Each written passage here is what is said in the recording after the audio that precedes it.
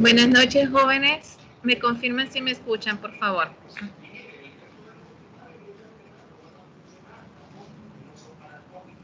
Buenas noches. Buenas noches, sí, la escucho, Ingeniero. Ok, gracias. Bueno, muchachos, buenas noches. Estábamos viendo el capítulo 5. No sé realmente si ustedes lograron ver la presentación. Disculpen que ya hice hasta el día de ayer, pero es que ya hasta el día de ayer pues ya estuve ya más normalizado, ¿verdad? Con la situación que se me presentó el día viernes. Entonces, mis disculpas por eso, muchachos, y yo espero que hayan logrado ver la presentación. Sí es importante y vuelvo a hacer hincapié, ¿verdad? Solo para ponerlos un poquito en contexto acerca de la importancia propiamente de lo que es en sí el departamento de TI y cómo está conformada todo lo que es la parte de infraestructura de este departamento, todos los servicios que este departamento presta, así como y la importancia obviamente que ha tenido a través de los años. Entonces vemos cómo realmente la cartera de servicios en la actualidad ha aumentado muchísimo, gracias a muchas situaciones. Primero que todo, hemos evolucionado de ser un departamento que podíamos decir que éramos un departamento de apagafuego, ¿verdad? De solucionar problemas en el momento que se presentaban y no anticiparnos a esos problemas, porque realmente no había ese tiempo para podernos anticipar a esos problemas. Por muchas situaciones, muchachos. Primero era porque el departamento de TI como tal era un departamento donde hacían mucho trabajo operativo. Y segundo, era por el hecho de que se consideraba que todo lo que básicamente estuviera conectado a la energía y que tuviera dispositivos eléctricos, pues tenía que ver el departamento de informática. Entonces, obviamente, muchachos, romper ese paradigma e ir cambiando y hoy en día entender lo que es en la mayoría de las empresas, lo que es un gobierno de TI, pues ha sido un proceso arduo, no ha sido de la noche a la mañana, ha llevado muchas décadas esto y obviamente tenemos una cartera de servicios que se ha ido ampliando. Conforme se ha visto la importancia de un departamento de TI bien estructurado, conforme se ha visto la necesidad realmente de que un departamento de TI como tal nos ayude como empresas a lograr nuestros objetivos y a lograr cuáles van a ser propiamente las estrategias, a poder conseguir estas estrategias que como empresa nos planteamos. Entonces vemos de que realmente la cartera de servicios ha abarcado muchísimo.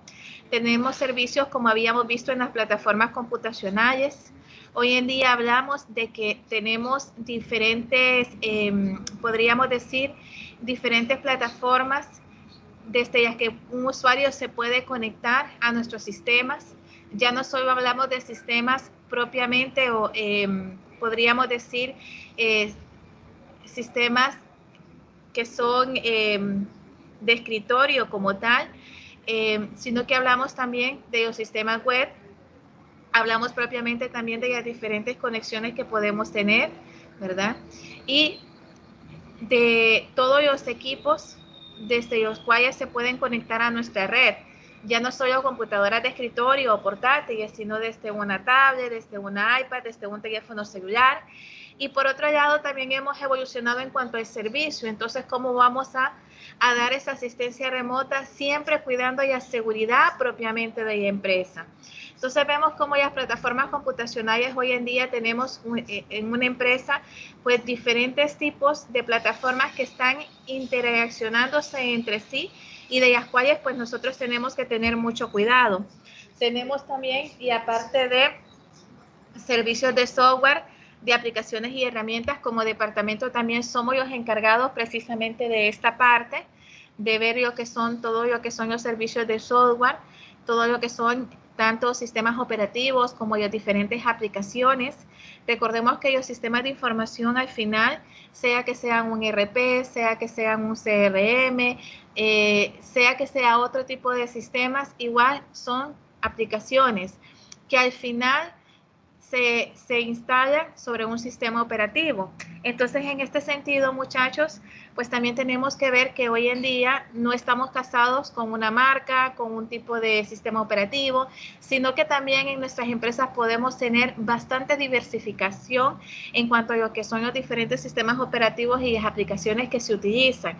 No solo la aplicación propiamente del sistema de información, sino todas aquellas otras aplicaciones que son necesarias para que los usuarios como tal puedan desempeñar su trabajo. Tenemos también, aparte de servicios de estándares, de TI, políticas, ahí hablábamos bastante de cómo hemos ido evolucionando gracias a las diferentes certificaciones que tenemos. Una de ellas, que es muy, podríamos decir, que ha hecho cambios sustanciales en lo que es y evolución que hemos tenido como departamento de TI, es prácticamente el COVID. A partir de todo lo que es COVID, COVID-1, COVID-2, COVID-3, COVID-4, COVID-5, hasta la actualidad, donde básicamente tenemos hoy en día lo que es prácticamente un gobierno de TI, pero no solamente es tener una estructura organizacional dentro del departamento de TI, sino también cuidar toda la parte que lleva tallas como la auditoría, el control, la gestión y la seguridad y los riesgos que se pueden correr en cuanto a lo que es la adquisición de la tecnología y cómo esto va a funcionar. Y también tenemos como departamento lograr que la empresa no nos vea como un departamento que únicamente somos un pasivo laboral, sino que nos vea como un departamento en el que les ayudamos a poder lograr sus estrategias como empresas. Y esto tiene mucho que ver, obviamente, con el VAL, donde se mide costo-beneficio, ¿verdad? Y adicionalmente los riesgos que podemos tener como departamento. Vemos también, y aparte de servicios de telecomunicaciones, también hemos visto que ahí tenemos una gama bastante amplia.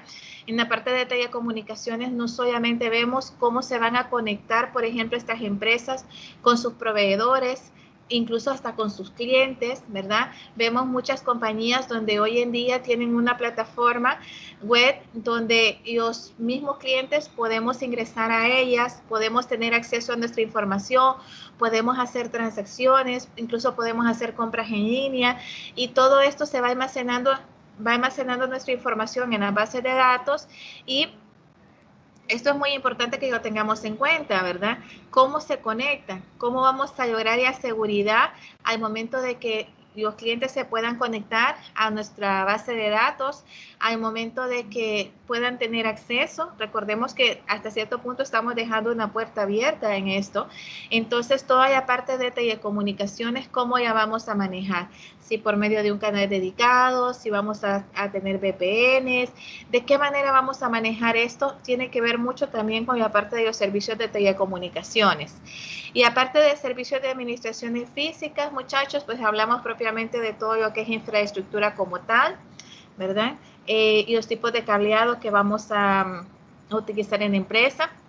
Si siempre vamos a hacerlo con UTP o vamos a colocar fibras, a dónde es que vamos a poner fibras, porque obviamente es caro, es costoso. Todo cuesta mucho dinero, muchachos, a nivel de infraestructura. Incluso que compremos un suite administrable, pues esto nos cuesta bastante dinero y obviamente cómo vamos a manejar toda la parte de infraestructura.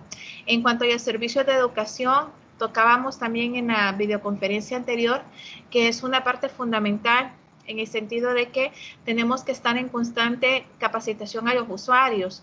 Por lo tanto, siempre es recomendable que en un departamento de TI podamos tener una área acondicionada con computadoras, con laboratorio propiamente acondicionado, donde tengamos bases de pruebas, donde los usuarios puedan ir, capacitarse, hacer pruebas y podríamos decir que es una práctica saludable. Así como estar capacitando constantemente a los usuarios sobre las nuevas amenazas que pueden haber, sobre seguridad informática, sobre ingeniería social. Es muy importante capacitar a los usuarios sobre la parte de ingeniería social, ¿verdad? Para que ellos no caigan, podríamos decir ingenuamente, en algún robo de información y que sea por causa de ellos, porque dieron un acceso, por un descuido propiamente. Entonces, esta parte es muy importante. Y aparte de servicios de gestión de datos, es todo lo que tenga que ver con las bases de datos. Recordemos que en una empresa podemos tener diferentes gestores de base de datos. Podemos tener de Oracle, podemos tener SQL, podemos tener MySQL, podemos tener incluso algunos programas en Access. Entonces, ¿qué es lo que sucede? Y esto se ve muchísimo más marcado en empresas que llevan mucho tiempo en el mercado, porque generalmente son empresas que, aunque van evolucionando con los sistemas, hay sistemas muchas veces propios de cada área o hechos a la medida para cada área. Entonces, en este sentido, en esas áreas se resisten un poco al cambio, no cambian los sistemas tan fácilmente.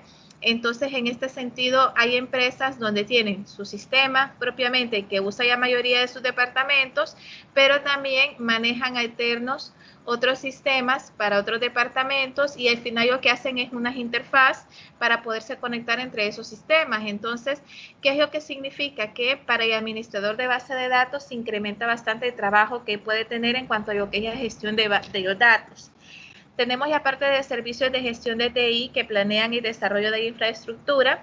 Recordemos que constantemente el gerente de TI tiene que reunirse con sus jefes, con el jefe de desarrollo, con el jefe de infraestructura, con el jefe de soporte técnico, con el jefe de proyectos, con el jefe de aplicaciones, con los diferentes jefes, con el jefe de calidad, para poder medir cuáles son las nuevas tendencias que hay, si hay que ir realizando cambios, cuáles son los problemas más frecuentes que se dan. Cuando hay muchas no conformidades por parte de los usuarios, esa es una señal de alerta, muchachos, entonces ahí hay que tener mucho cuidado. En cuanto a lo que son los servicios de investigación y desarrollo de TI, esto es fundamental. Una vez que se está en constante cambio, recordemos que el departamento de tecnología es un departamento donde hay constantemente cambios.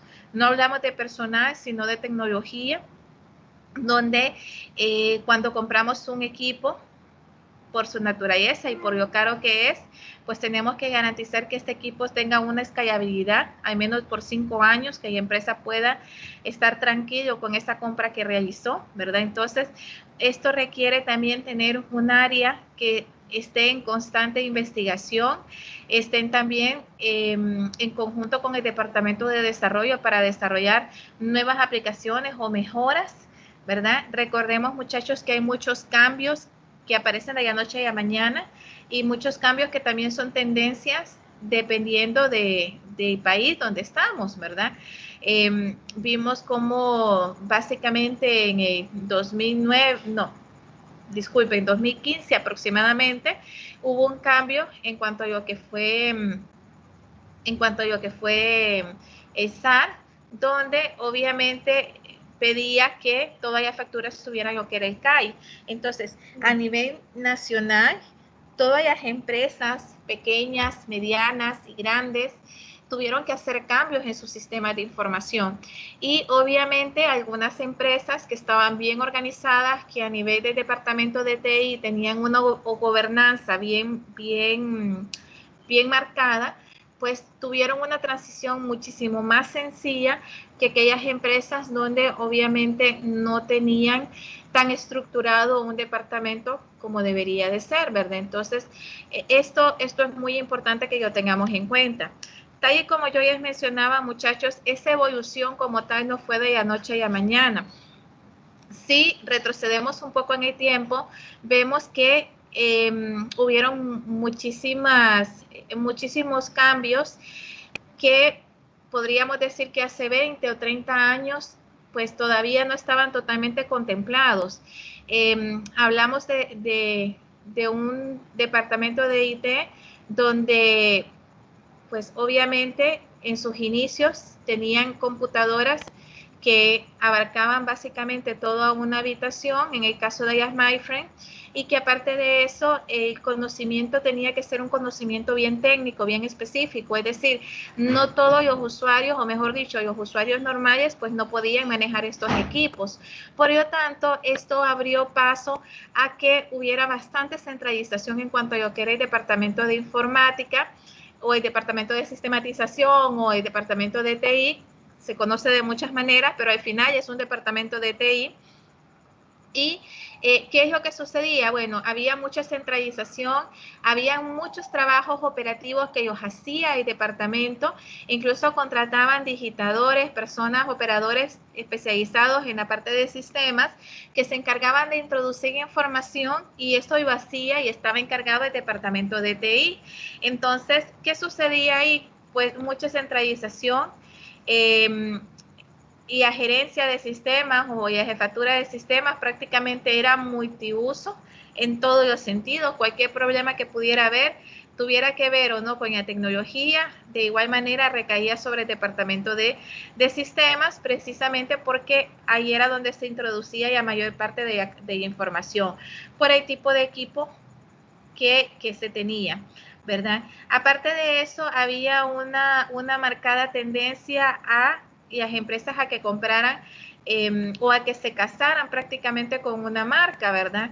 En el sentido de que igual para el departamento de tecnología era mucho más sencillo el mantenimiento de equipos que fueran de la misma marca, a tener una diversidad de marcas como hoy en día podemos tener en una empresa, ¿verdad?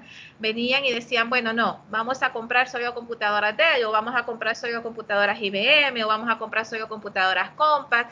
Entonces ustedes llegaban a una empresa y veían que existía una marcada tendencia a esos equipos, y de igual manera también a esas marcas y también a esos fabricantes.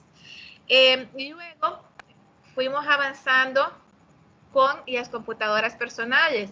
Una vez que las computadoras pues ya fueron siendo más pequeñas en un sentido figurado, al menos ya no abarcaban toda una habitación, sino que iban siendo más pequeñas, pero eso no significaba que eran menos pesadas o que igual había bastante calentamiento. Eran equipos que emitían bastante calor, muchachos, tenían que estar en lugares bien frescos. Y ¿qué sucedió? Con las computadoras personales, aproximadamente en 1985, abre lo que es la puerta, muchachos, a diferentes aplicaciones, como por ejemplo los procesadores de palabra, el uso, por ejemplo, de las hojas de cálculo, incluso de trabajar con Lotus, con Cupro, con WordPerfect. Es decir, básicamente eran programas en los que ya los usuarios convencionales, sin necesidad de ser ingenieros en sistemas o licenciados en informática o tener un conocimiento de informática, pues ya poco a poco iban utilizando estos equipos. Obviamente, cuando ya hablamos de equipos ya más portables, aunque eran igual pesaditos, ¿verdad? Pero sí ya podían estar en los escritorios y ya los usuarios como tal podían utilizarlos. También hablamos de que el sistema de almacenamiento y todo fue mejorando sustancialmente, ¿verdad? Entonces, y el costo también iba en decadencia, podríamos decir que era mucho menos costoso de que si comprábamos una MyFrame, que eran computadoras exageradamente caras, donde solo ciertas empresas podían tener acceso a eso, específicamente organizaciones, universidades, centros de investigación, el ejército, por decirles algo, podían darse el lujo de tener esos equipos. Ya cuando hablamos de las computadoras personales, pues ya hablamos de que ya básicamente el costo es un poco menor y ya comienzan a adquirir las empresas computadoras para que su personal pueda trabajar en ellos. Pero aunque sucede esto, muchachos, todavía en la década de los 80, y la dependencia en cuanto al departamento de TI era bastante marcada, ¿verdad? Y como les digo, era un departamento que se encargaba más de apagar fuego, de solucionar problemas en el momento que se presentaban, de hacer mucho trabajo operativo de digitalización. Y esto evitaba en el que realmente estuvieran concentrados en poder tomar nuevas estrategias, en ver las nuevas tendencias, y era un departamento más operativo, podríamos decir. Adicionalmente, que las herramientas también de acceso remoto, muchachos, de que los técnicos pudieran conectarse remotamente a dar una asistencia, pues en esos tiempos podíamos decir que era prácticamente nula, ¿verdad? Si querían arreglar una computadora, tenía que ser físicamente. Si querían solucionar algún problema de sistema, tenían que ir físicamente. Entonces, el trabajo era bastante tedioso en este sentido. Y arquitectura cliente-servidor, 1983 aproximadamente, esto también trae consigo grandes beneficios, no solamente una conexión entre lo que son las computadoras clientes y el servidor como tal, sino también el hecho, muchachos, de que ya entramos como que más en serio con la parte de la topología de la red, y con el hecho también de que ya vemos lo que son sistemas centralizados, en el sentido de que en el servidor pues tenemos ya base de datos y múltiples usuarios se pueden conectar de forma simultánea, no solamente los sistemas de aplicación, sino también a otras aplicaciones bajo esta arquitectura cliente-servidor, ¿verdad? Entonces, además de eso, ¿qué ayudaba? Bueno, también ayudaba en la parte de economizar y aparte de los recursos. Ustedes, por ejemplo, iban a las empresas y iban a ver en cada escritorio que tenía una computadora, también tenía una impresora, por decirles algo. ¿Se imaginan el costo de suministro de esas impresoras, de papel, de tinta, de cinta, si eran de cinta? Entonces, era un costo bastante incremental, podríamos decir.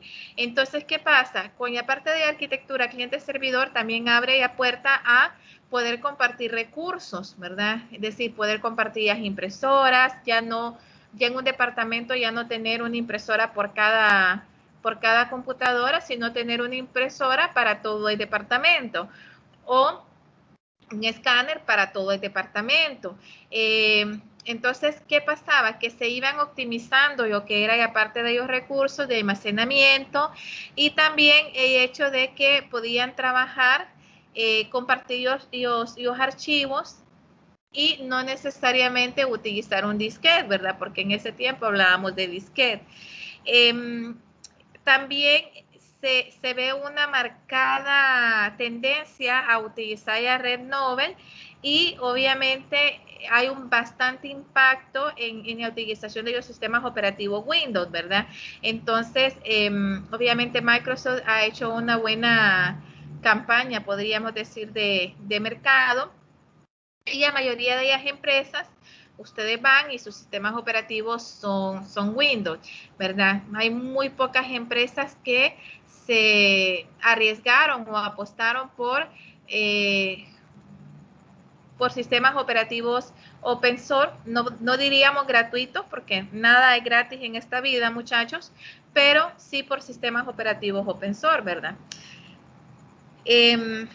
Tenemos, y aparte de con la arquitectura cliente-servidor y cómo ha ido después evolucionando, vemos que a partir de 1992 propiamente, con el boom de Internet, viene y también se abre otra puerta significativa, tanto a la utilización del protocolo TCP/IP para las redes, así como también, muchachos, para el hecho de ver un poquito más allá, es decir, ya redes, tanto LAN y WAN, es decir, redes de ciudad o de ciudad a continentes, ¿verdad? O incluso las redes como una expansión más dentro de la misma ciudad a poderse conectar, en el caso de las redes LAN. Entonces, en este sentido, muchachos, podríamos decir, esa evolución que tuvimos, gracias también al uso de Internet, ayudó muchísimo a la conceptualización como tal de que diferentes servidores estaban conectados entre sí a nivel mundial, y adicionalmente miles y millones de usuarios conectados simultáneamente a cada uno de esos servidores. Entonces, obviamente, eso como que brindó un plus, podríamos decir, al hecho de que ayudará muchísimo a que hubiera una evolución en cuanto a lo que fue a infraestructura de TI y así como a todos sus servicios que propiamente el departamento de TI tiene, ¿verdad? Tenemos también, y algo muy importante es que gracias a esto, muchachos, viene también una marcada tendencia a que las empresas comiencen a hacer alianzas estratégicas con proveedores externos fuera del país, donde las ubicaciones geográficas propiamente estamos hablando de continentes a continentes. Entonces, esto ayudó también a ver y a potencialidad de poder compartir información, de que incluso esos proveedores pudieran tener acceso a nuestra base de datos y todo eso ha ayudado a que vaya aumentando el uso propiamente de estas aplicaciones. Y obviamente a lo que estamos viviendo hoy en día, que es la parte de la computación en la nube y la telefonía móvil, podríamos decir que gracias a los avances tecnológicos que hemos tenido en cuanto a la telefonía móvil, pues hablamos de que prácticamente ahora somos esclavos de nuestros teléfonos, en el sentido de que ahí manejamos todo, desde lo que son correos electrónicos, acceso a las diferentes aplicaciones, incluso acceso a dar asistencia remota. Y básicamente tenemos en el celular ya no solamente las funciones básicas que se tenía, como era de contestar llamadas o enviar un mensaje de texto, sino que prácticamente en nuestro celular tenemos una computadora. Esto también implica, muchachos, que como ha ido incrementando el uso de Internet, también ha ido incrementando la necesidad de información.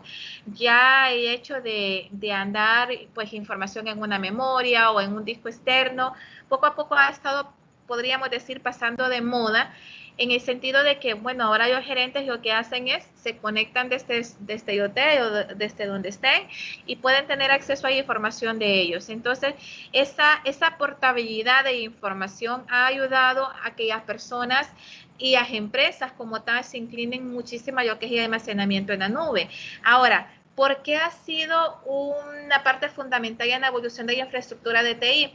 Pues precisamente por ese hecho, muchachos, de que al final los que somos los encargados de cuidar la información, de hacer los respaldos de información, de tener la información en tiempo y en forma y asegurarnos también de toda la parte de la seguridad propiamente de los accesos, de la información como tal, pues somos los gerentes de TI, las personas que trabajamos en el departamento de TI, ¿verdad?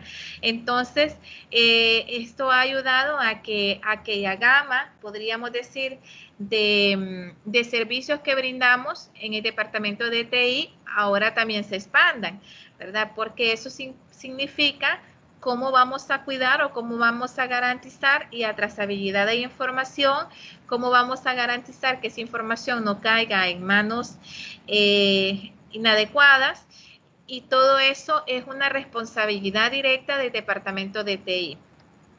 No sé si hasta aquí, muchachos, tienen alguna pregunta, alguna duda, algo que no esté muy claro.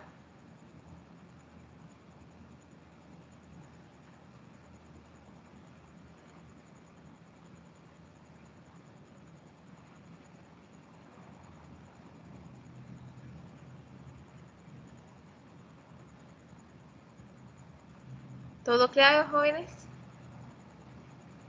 De mi parte, todo claro, ingeniero. Todo claro. Ok, perfecto. Bueno, muchachos, aparte de eso, también hubieron otros impulsores tecnológicos en la evolución de la infraestructura. Recordemos, muchachos, que la tecnología como tal, podríamos decir que es un área bastante complejo, en el sentido de que algo que yo sí les puedo garantizar a ustedes, jóvenes, es que nunca se van a aburrir. Se van a cansar, eso sí, pero nunca se van a aburrir de esta carrera, precisamente por lo mismo, porque es una carrera poco, podríamos decir, que no va a pasar de moda. Obviamente sí va a pedir que los ingenieros en sistemas pues vayan adquiriendo poco a poco otras competencias. Nunca van a dejar de estudiar porque siempre tienen que estar estudiando, siempre tienen que estar actualizándose con las tecnologías, con las tendencias, pero algo fundamental de esto, muchachos, es que cada situación pueden tener diferentes orígenes, diferentes problemas y nunca o pocas veces se repiten los mismos problemas. Entonces, en este sentido, es una carrera en la que definitivamente nunca se van a llegar a aburrir. Ahora bien, ¿cuáles han sido los impulsores tecnológicos en evolución de infraestructura? Pues uno de ellos ha sido propiamente la ley de Moore y el poder de los microprocesadores. Hemos visto que básicamente la ley de Moore podemos decir que surge en 1965 y es establecida propiamente por Gordon Moore, quien es cofundador de Intel. Entonces, ¿qué es lo que nos dice esta ley como tal? Nos dice que considerando la tasa actual de desarrollo tecnológico y la complejidad de un circuito integrado, buscando un costo mínimo, se duplicará cada 18 meses. Es decir, hemos visto, y obviamente aquí no vamos a entrar en tanto detalle, pero lo que nos dice la ley de Moore, muchachos, es de que conforme va pasando el tiempo, los microprocesadores como tal también van a ir aumentando su capacidad y disminuyendo su tamaño y por lo tanto también los costos van a ir disminuyéndose. Entonces, vemos que a partir, si hacemos un comparativo de 1970 al 2010, ¿verdad? Ya no hay 2020, que ya ha pasado básicamente un buen tiempo, vemos cómo propiamente, muchachos, en el 2010 ya teníamos una clara, podríamos decir, una clara tendencia a la disminución propiamente de lo que eran el tamaño de los microprocesadores, pero al mismo tiempo hay aumento de su capacidad. Entonces vemos que hay una relación significativa entre el poder del procesador como tal y el número de transistores, ¿verdad? Y esto ha ayudado muchísimo a que hemos ido evolucionando en ese sentido. Hoy en día tenemos equipos que son muchísimo más rápidos, ¿verdad? Que hace 10 años, que hace 20 años, y que el costo de ellos básicamente es muchísimo más barato que hace 10, 20 años, y la capacidad es el doble o el triple. Entonces, en este sentido, muchachos, esta ley ha venido a impulsar muchísimo lo que es la evolución en cuanto a lo que es la infraestructura. Vemos cómo la ley de Moore ha significado una reducción de costos significativos de 1965, que fue su creación, incluso hasta el 2014, hemos visto cómo ha ido disminuyendo los precios propiamente de los transistores en dólares estadounidenses, ¿verdad? Y esto ha ido que básicamente la tendencia que a mayor capacidad, menor costo, básicamente eso. Entonces ha habido una reducción de manera drástica, tanto a nivel de los costos de los transistores, así como los costos de los productos con los que se utilizan para poder crear esos transistores. Entonces, básicamente ha habido hasta cierto punto como que una libertad a poder escoger un equipo de mucho mayor capacidad a un costo, podríamos decir, menor. Tenemos que, aparte de eso, muchachos, hay un detalle muy importante con lo que es la parte de nanotecnología. Esto va muy amarrado de lo que es la parte de inteligencia artificial. Tenemos que los nanotubos son tubos diminutos, cerca de 10,000 veces más delgado que un cabello humano. Imagínense ustedes, muchachos. Consisten en hojas enrolladas de hexágonos de carbono y su uso potenciales son como cables minúsculos o en dispositivos eléctricos ultra pequeños. Además, son conductores muy poderosos de corrientes eléctricas. Tenemos, muchachos, que, ¿qué es lo que sucede acá? Bueno, que esto ha ayudado significativamente con la nanotecnología, ha abierto puertas inimaginables. Ya tenemos, por ejemplo, en Europa, en países como España, donde están utilizando la nanotecnología para la salud. para, por ejemplo, encapsular y las cápsulas, mejor dicho, para encapsular lo que es las moléculas de cáncer y de esta manera evitar que el cáncer se pueda expandir por el cuerpo. Entonces ya hay este país como España, donde ya se está utilizando lo que es la nanotecnología precisamente para eso. Entonces, aquellas personas, por ejemplo, que tienen cáncer, pueden optar a esta tecnología y lo que hacen es que encapsulan prácticamente las células que están ya contaminadas, de manera que evitan que siga creciendo y que la persona obviamente muera de cáncer, ¿verdad?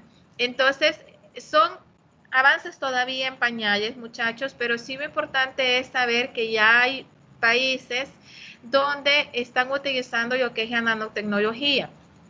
Y algo muy importante es que obviamente esto también ayuda a minimizar los costos hasta cierto punto y va a llegar un momento en que así como sucedió con el internet anteriormente, no todas las personas, porque era un servicio bastante caro, podían tener internet en su casa.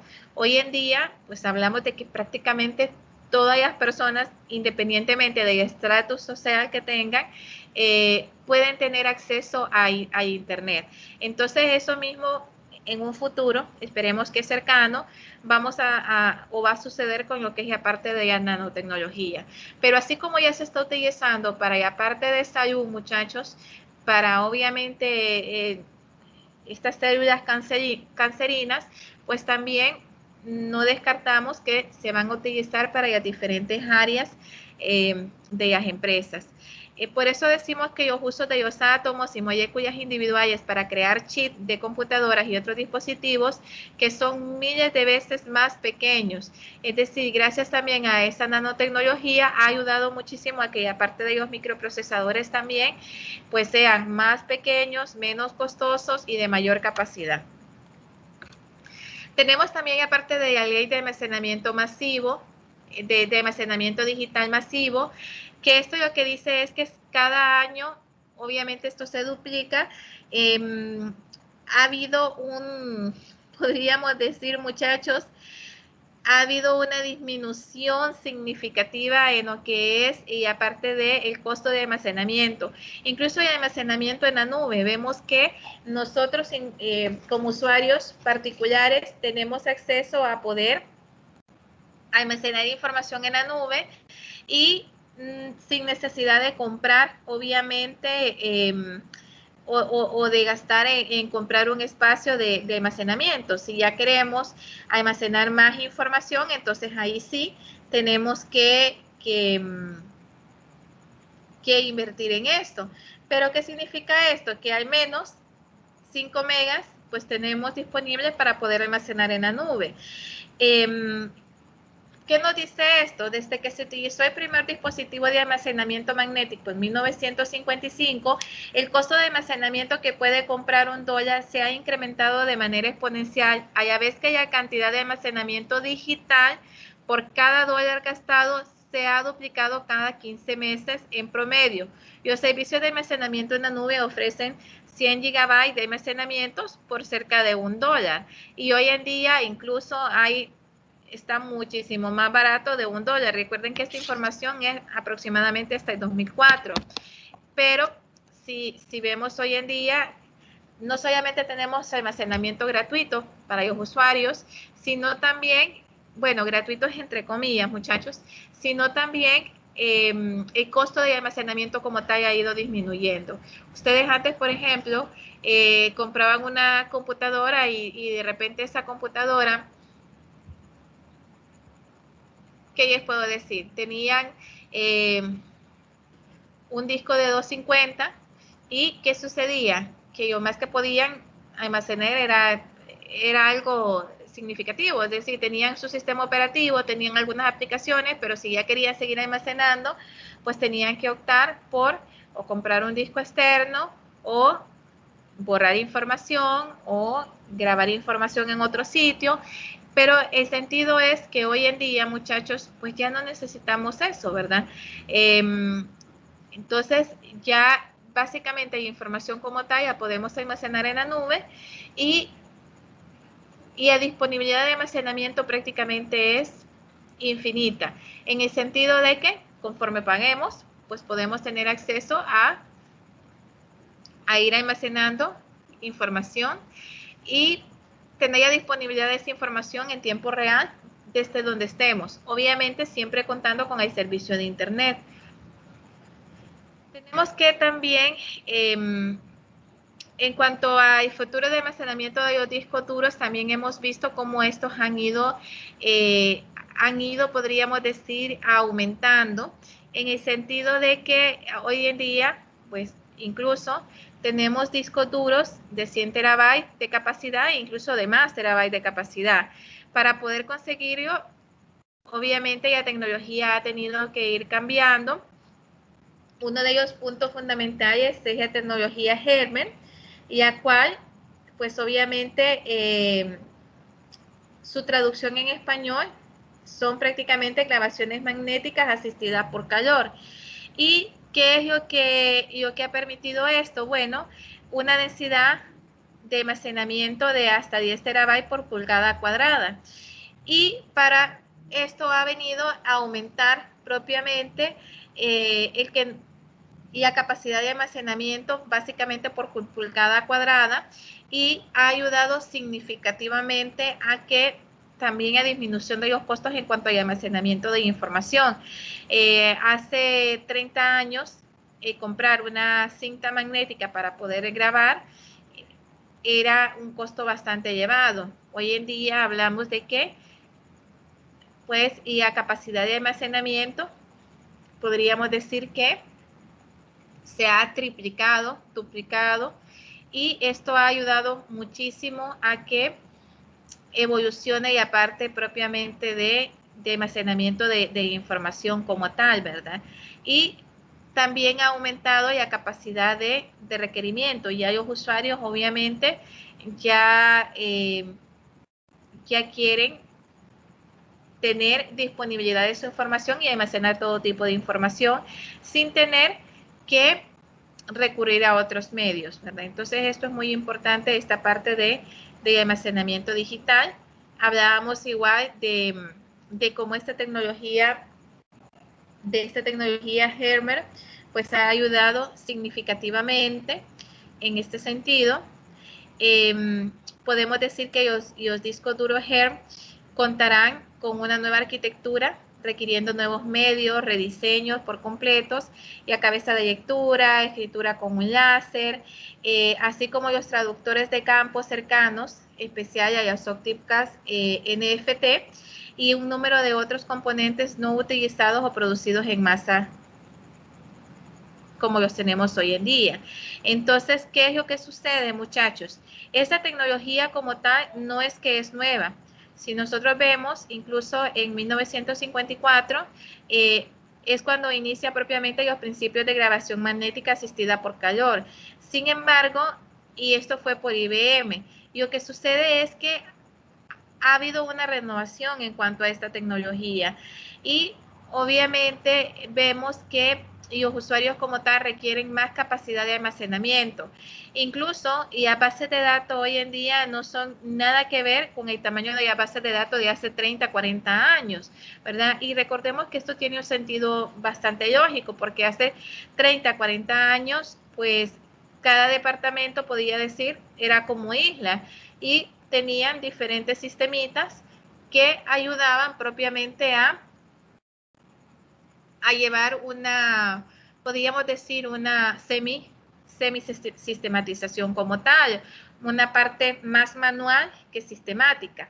Entonces, en este sentido, muchachos, hoy en día hablamos de que todos los departamentos están totalmente integrados y información se almacena en un solo lugar, en el sentido de la base de datos, y esto pues ha incrementado también el uso propiamente de almacenamiento de información como tal.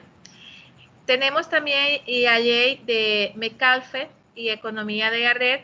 Esto nos dice que conforme aumenta el número de miembros de una red de manera lineal, el valor de todos los sistemas crece en forma exponencial y continúa haciéndolo infinitamente según aumentan sus miembros.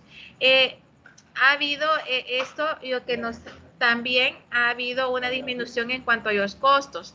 ¿Qué pasa? La tecnología como tal, muchachos, como ha ido evolucionando, y si ustedes ven, realmente no es que hemos creado algo nuevo, sino que lo hemos ido mejorando conforme va pasando los tiempos. ¿Y qué es lo que sucede con esto? Que incluso y instalación de una infraestructura y instalación de una topología de red hoy en día es muchísimo más barata que hace 10, 20, 30 años. Además de eso, muchachos, de que también los equipos de telecomunicación han ido mejorando sustancialmente y los medios también de comunicación como tal han ido teniendo un avance significativo. Entonces, ha habido también un uso exponencial en cuanto a lo que es la red como tal, y esto ha ayudado también a que el costo como tal disminuya. Adicionalmente, muchachos, los costos han disminuido en cuanto también a Internet. Hoy en día vemos que prácticamente en los hogares, pues, casi todo el mundo puede tener un servicio de Internet.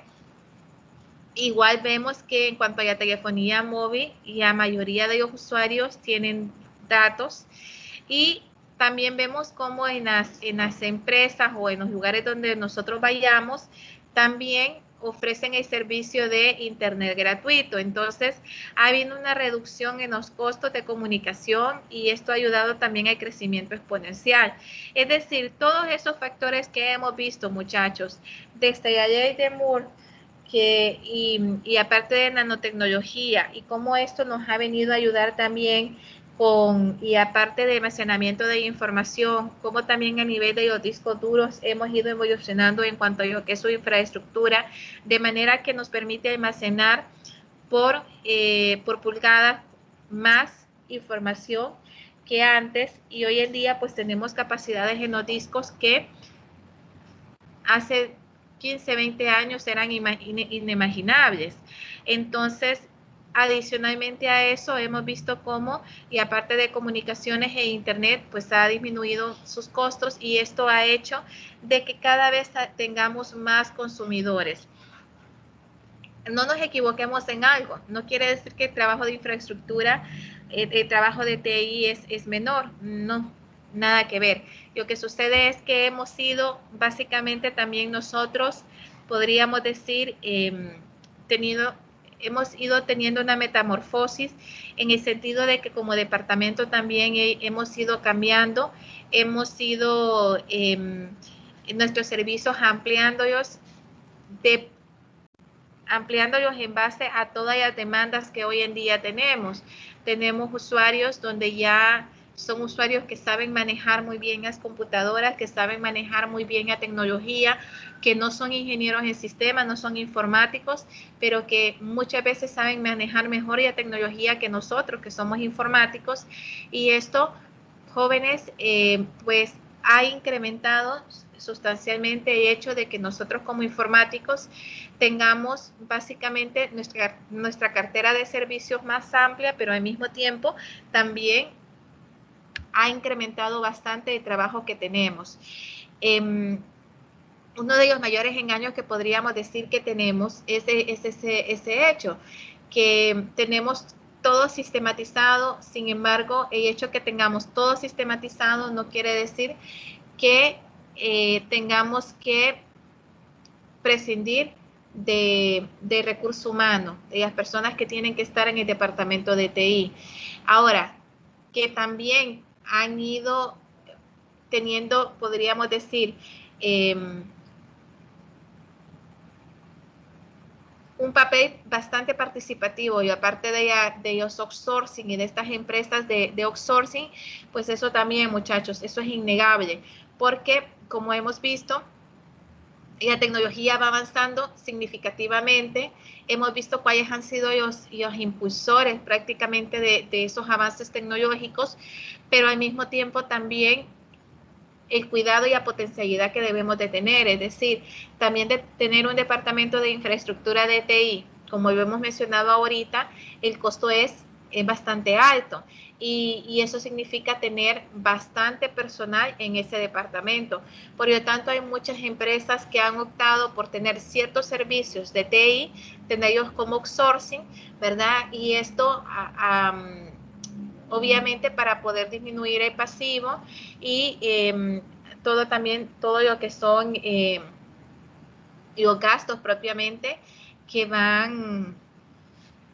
tenemos cuando contratamos personas y las contratamos como personas permanentes en la empresa, ¿verdad? Entonces eso es muy importante que lo tengamos en cuenta. También otro de los factores importantes han sido los estándares y efectos de la red. Tenemos establecer las compatibilidades de los productos y las habilidades de comunicación en una red. Hoy en día vemos en las empresas que pueden utilizar diferentes tipos de equipo, diferentes marcas y no hay ningún problema en el sentido de que sí puede existir una compatibilidad entre ellos. Aparte de eso, muchachos, y aparte de la reducción de los precios y economía en escala, además de eso, y a constante, o podríamos decir los constantes avances en cuanto a lo que son los estándares y obviamente el uso de la red como tal.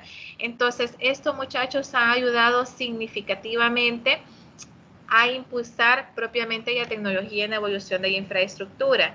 Algunos ejemplos de eso, pues podríamos tener lo que son los códigos ASCII, que es un lenguaje universal utilizado para los teclados y mouse, el TCP/IP, que son un protocolo de comunicación y esquemas en direccionamiento común que permiten la conexión de las redes, Ethernet como tal, que es estándar de red que permite la conexión de equipos en una red, y obviamente, y aparte de las computadoras personales, que en este caso pues tenemos todo lo que son los estándares para PC basados en procesadores Intel, y obviamente no solo procesadores Intel, ¿verdad?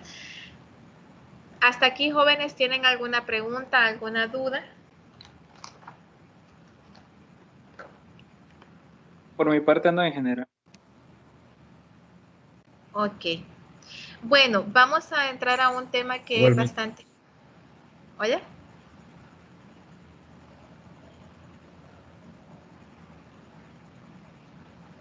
¿Alguna pregunta, chicos? ¿No?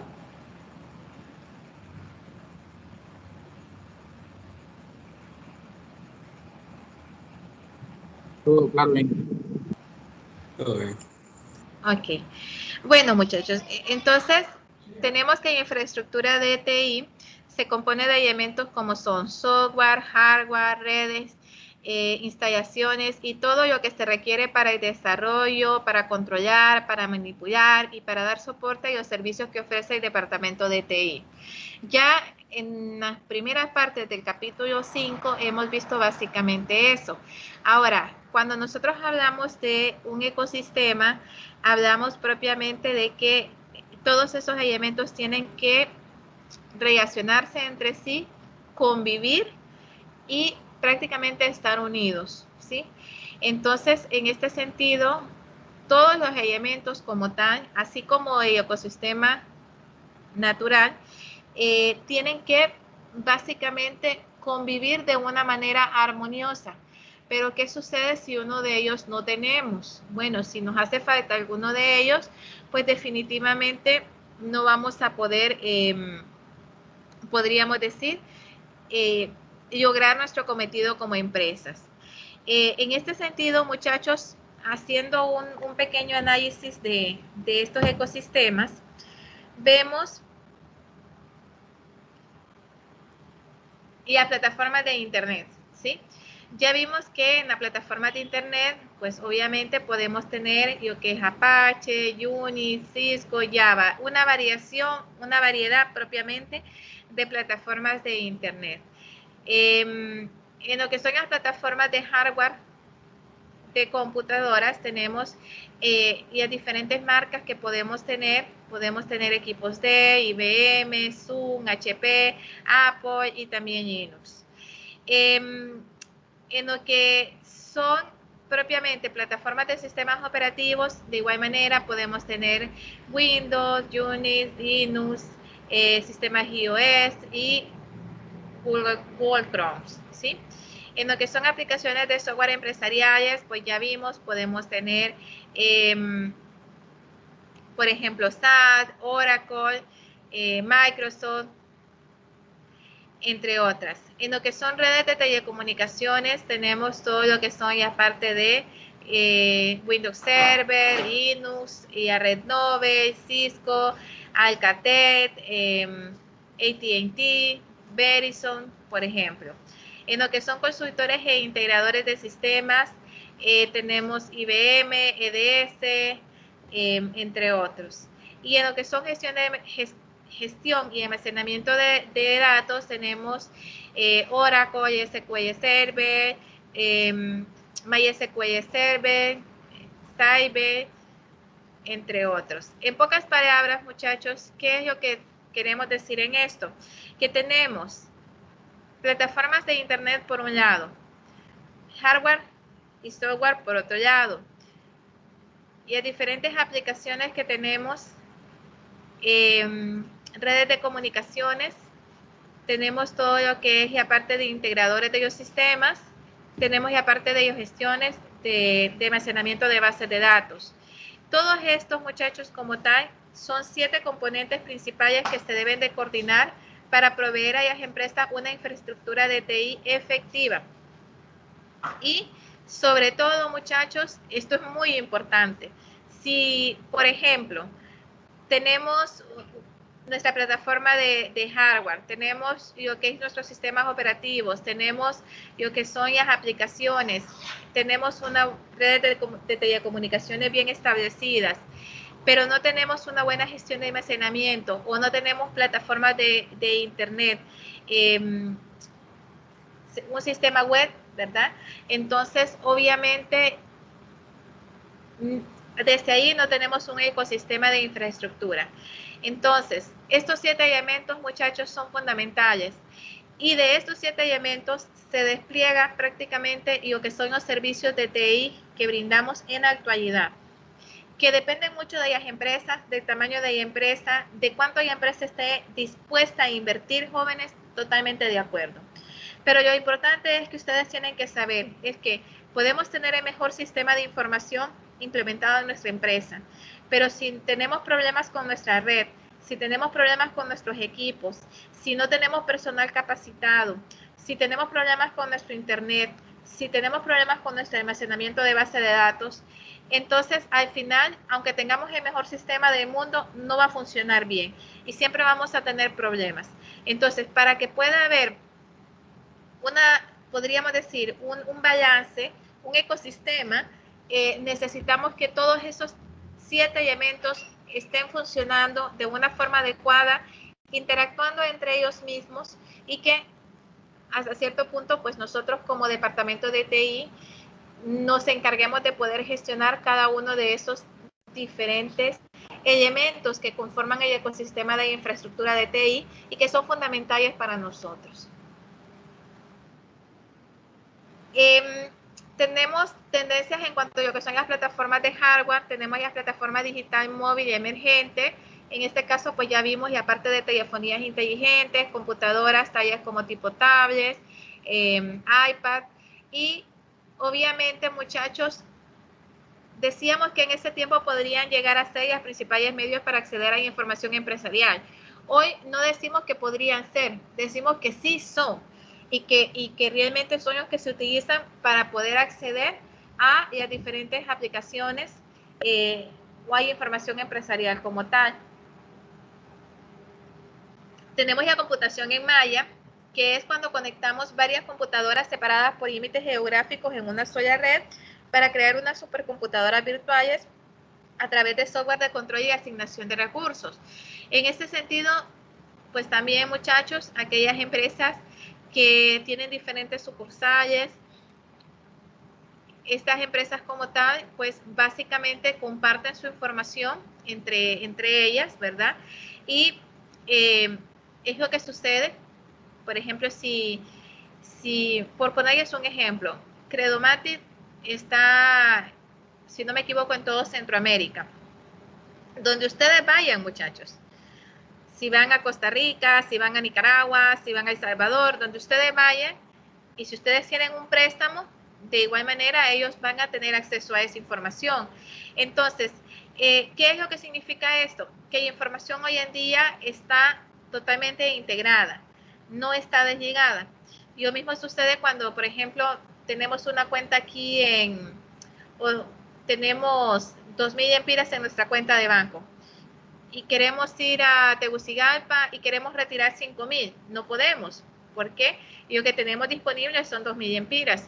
Entonces, básicamente esto, esa conexión que existe entre los diferentes lugares, independientemente de los límites geográficos que existan. Y la virtualización, jóvenes, es otra cosa que ha venido a, bueno, mejor dicho, ha permitido que un solo recurso físico, ya sea un servidor o almacenamiento, se puedan compartir entre muchos usuarios de una forma lógica, que es lo mismo que pasa con YVLAN. Lo que pasa es que YVLAN es para crear redes lógicas, pero en el caso de la virtualización estamos hablando de que nosotros podemos tener un servidor, ese servidor lo tenemos virtualizado y podemos tener internamente virtualizado diferentes computadoras, mejor dicho, usuarios que se conecten a nuestro servidor y que cada uno de ellos acceda propiamente a su escritorio. Y esto se utiliza muchísimo cuando tenemos computadoras tontas, por ejemplo, es decir, equipos, así como en algunos supermercados, donde básicamente solo sirven para poder conectarse al servidor, pero que en cada una de estas computadoras como tal no tienen un disco para poder almacenar. Entonces, todo lo que son los recursos, el sistema operativo y todo está instalado propiamente en ese servidor que está virtualizado. Obviamente podemos virtualizar no solo sistemas operativos, sino también aplicaciones y muchísimas cosas. Con el tema de virtualización es un tema bastante amplio. ¿Qué es lo importante que ustedes tienen que manejar de esto? Que la virtualización, si bien es cierto, nos ayuda a reducir en cuanto a lo que es los equipos físicamente, ¿verdad? Porque tenemos un gran servidor que es básicamente donde se conectan todos los usuarios. O cuando también tenemos conectados algún equipo de almacenamiento, entonces ahí, muchachos, básicamente podemos tenerlo de una forma virtualizada y son espacios lógicos, ¿verdad? Donde cada usuario al momento de ingresar, ingresa a su espacio lógico. Ahora bien, a nivel de licencias no es que existe un ahorro. Igual, si 100 usuarios ingresan a su servidor internamente y tienen sistemas operativos virtualizados, tienen que pagar y así en licencias, por decirles algo, por Windows.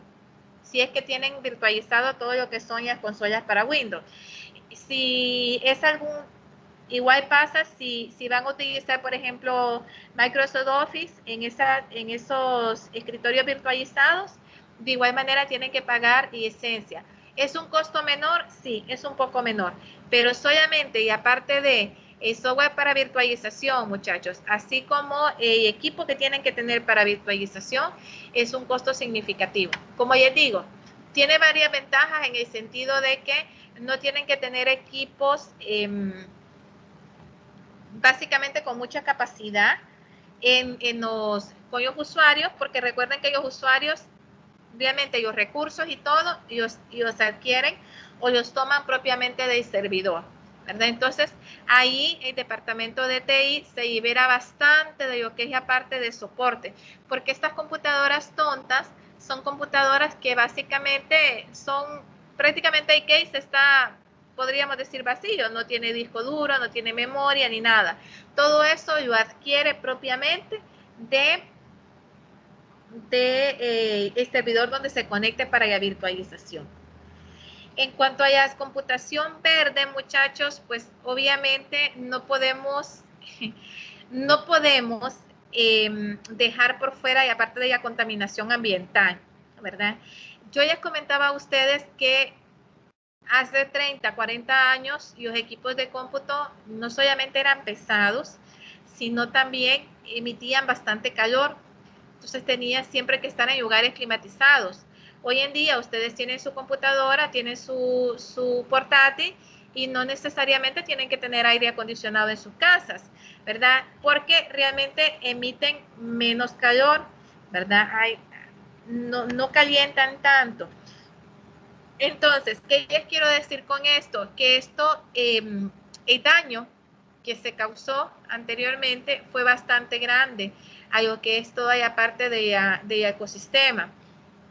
Entonces, en este sentido, muchachos, la computación verde tiene como propósito específicamente eso, hacer computadoras o diseñar computadoras donde ellos tengan automáticamente un ahorro significativo de energía, donde si no se está utilizando el equipo, pues automáticamente entra en hibernación. Adicionalmente a eso, el calor también que emiten los equipos ahora es muchísimo menor que antes, ¿verdad? Y con esto, pues estamos ayudando también al medio ambiente. Entonces, ¿qué es la computación verde? Prácticas y tecnologías diseñadas para minimizar el impacto sobre el entorno energético y ecológico. En cuanto a lo que son la computación autonómica, tenemos sistemas que se pueden configurar, optimizar, ajustar y arreglar y protegerse por sí solos. Es decir, solamente están configurados y automáticamente ellos se ajustan al entorno, al momento en que o la situación que está sucediendo. Tenemos procesadores de alto rendimiento y ahorro de energía. Esto ha ayudado bastante también a lo que es la parte de la computación verde. Otro detalle que no podemos omitir, muchachos, es la computación en la nube, lo cual nos permite reserva de recursos computacionales a través de Internet y están a disposición de los usuarios con base a sus necesidades sin importar la ubicación, ¿verdad? Obviamente, recuerden de que, y esto es algo importante, muchachos, nada es gratis. Entonces, y aparte de computación en la nube también tiene mucho debate ético, podríamos decir, en este sentido. ¿Cuáles son algunas de las características de la computación en la nube? Autoservicio bajo demanda, acceso con cualquier dispositivo a la red, agrupamiento de los recursos independientemente de la ubicación, elasticidad rápida en base a la demanda de incrementos y también a la reducción, servicios medidos, los cargos por los recursos pagados se basan en la cantidad utilizada, ¿verdad? Que era lo que hablábamos, o sea, cuando ustedes, por ejemplo, aperturan o abren un correo electrónico, un nuevo correo electrónico, pues dependiendo de las empresas o dependiendo del dominio con el que ustedes lo abran, pues tienen cierto acceso gratuito a almacenamiento de información. Entonces, si ustedes ya quieren almacenar más información o una vez que llegan a su límite y no quieren borrar nada de lo que tienen, entonces tienen que comprar más almacenamiento. Pero obviamente el valor es un valor bien significativo, ¿verdad? Es muchísimo más barato que, por ejemplo, irse a comprar un disco duro externo y obviamente todo el cuidado que lleva consigo. No sé, jóvenes, si hasta aquí tienen alguna pregunta, alguna duda.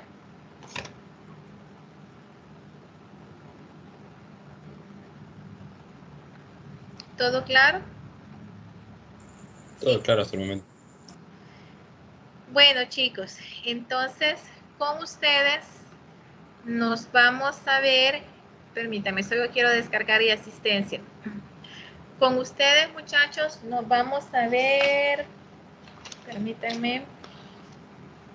Nos vamos a ver el día miércoles, ¿ok? Entonces, el miércoles a las 8 de la noche, igual, nos vemos. Y voy a asignarles un trabajo. Bueno, ya hay un trabajo asignado individual, pero igual les voy a asignar otro trabajo para que ellos puedan trabajar en grupo, ¿verdad? Entonces, si no se los asigno mañana, entonces se los asignaría el mismo día, el mismo miércoles, para que ustedes puedan trabajar con él. No sé si hasta aquí tienen alguna duda. Si no, nos quedamos hasta aquí el día de hoy, jóvenes. Como siempre, agradecerles por su paciencia, por su disponibilidad de conectarse. Y no sé si tienen alguna pregunta o duda.